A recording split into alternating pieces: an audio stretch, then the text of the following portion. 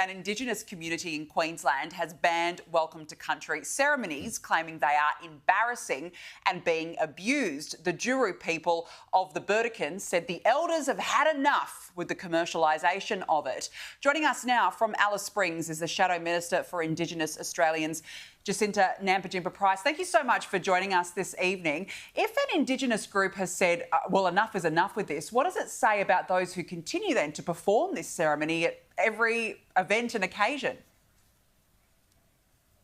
Well, Danica, you know, we all know that it's become, we have an Aboriginal industry that's currently set up in our country, and the whole Welcome to Country ceremony has just broadened that industry, if you like, and there are those right around the country whose basically their only role, their only source of income is delivering Welcome to Country. And, you know, to say that it's traditional culture, well, we didn't sort of have business transactions traditionally. Those business transactions didn't necessarily exist in that way, where you offered a Welcome to Country and then were paid given some form of payment in return.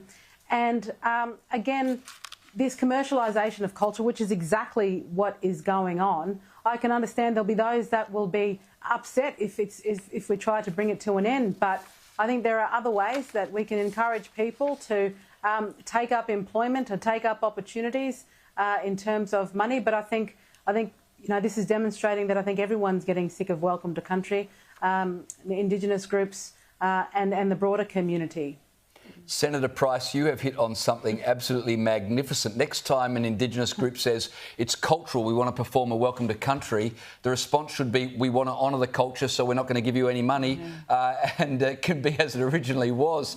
I want to get your thoughts on the Queensland State Government's decision to repeal Labor's Path to Treaty Act, which effectively scrapped the Truth-Telling and Healing inquiry 5 months after it began. What's left of the $300 million that's been allocated towards the Path to Treaty has been reallocated towards Indigenous health, housing, education. Now, as people would imagine, there's been the outrage from activists on the ground. I'm wondering if Indigenous people are feeling the same outrage, or maybe there's not that much angst about it from the everyday Indigenous folk who aren't involved in the, you know, the whole industry that so often accompanies Indigenous affairs.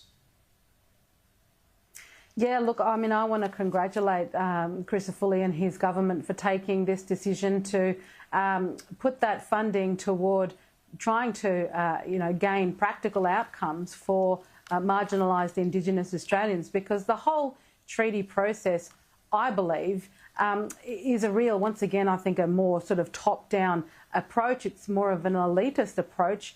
If we look at New Zealand, nothing much has come about for the Māori as a result of the Waitangi Treaty. The Waitangi Tribunal has become highly politicised in pushing, you know, to block development. When I was over in New Zealand speaking to some of the members of New Zealand First, I'd been informed that you know, there's a lot going on in terms of blocking development for, you know, Māori people using their land. It's very similar to what's going on here, but everything is politicised. The treaty process has been politicised over there. No doubt that's what's been going on here in Australia. That money is much better being spent to produce practical outcomes on the ground for those who need it right now, living in a crisis situation, as opposed to developing treaties where we don't know, you know, the extent of that process. We don't know who is actually going to gain anything from that. And besides, you don't have treaties with one's own citizens anyway. We're Australian citizens. We've got to get past that point and start treating Australians along those lines on the basis of need, not race.